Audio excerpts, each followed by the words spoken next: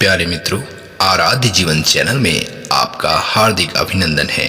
मित्रों, संत कबीर ने मानव जीवन के प्रति सजग होते हुए कहा है, कबीर खेत किसान का मिर्गन खाया झारी, खेत बेचारा क्या करे धनी करे न वारी।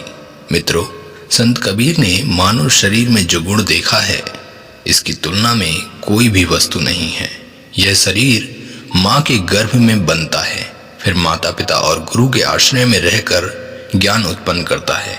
मित्रों, हर मानव अपने जीविका को पहचान लेता है, चाहे उसमें कितनी भी कम बुद्धि क्यों न हो।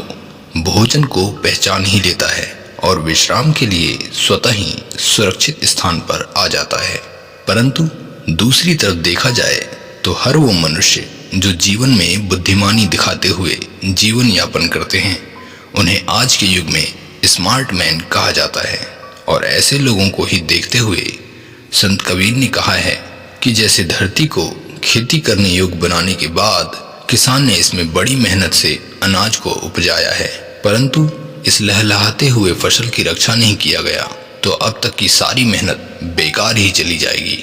क्योंकि जंगल में तो जानवरों की कमी नहीं है, फसल की रक्षा नहीं की गई तो हिरन जैसे अन्य जीव फसल को समाप्त कर देंगे। मित्रों, संत कबीर का यह लाक्षणिक दोहा चेतन मनुष्य को सजग करने के लिए है।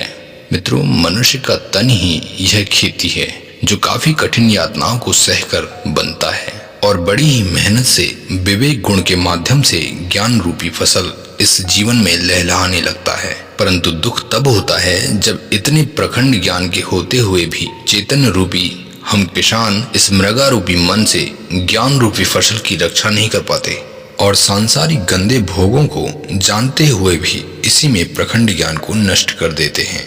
संत कबीर कहते हैं कि मृग रूपी मन से रक्षा करने के लिए शरीर रूपी खेत के पास ही रहना होगा, अर्थात शरीर में कोई भी भोग वासनाओं की आसक्ति नहीं आनी चाहिए, क्योंकि आसक्ति ही तो वह मृग है जो महंगे से महंगे ज्ञान को क्षण में समाप्त करने की ताकत रखती है।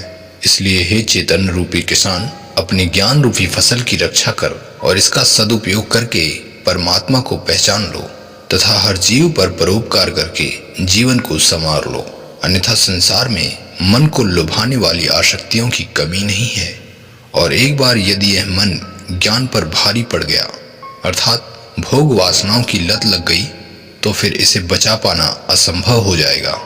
अतः अपने मन को संभाल कर सिर्फ दान धर्म और गुरु की सेवा तथा परमात्मा के चिंतन में लगाए रखना ही जीवन के प्रति ईमानदारी है।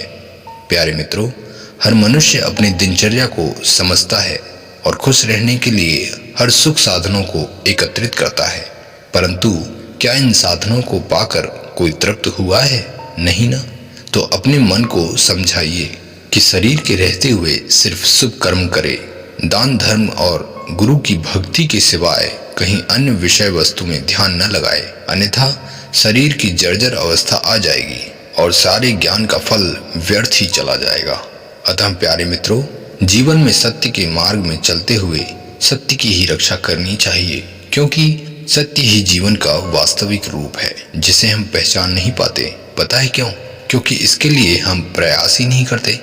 अपने आत्मचिंतन में समय लगाना बेहद जरूरी है, क्योंकि यही हमारे कल्याण के मार्ग को खोलता है। मित्रों, ऐसे अनमोल विचारों को अपने जीवन में उतार कर ही रखें और ऐसे ही विचारधाराओं से अपने जीवन को सुसज्जित करने के लिए अपने आराध्य जीवन चैनल से जुड़े रहें। मिलते हैं ऐसे ही ज्ञानवर्धक प्रेरणा में। तब तक आप अपना ख्याल रखें, खुश रहें, मुस्कुराते रहें। इसी के साथ नमस्कार, धन्यवाद, जय हिंद, वंदे मातरम।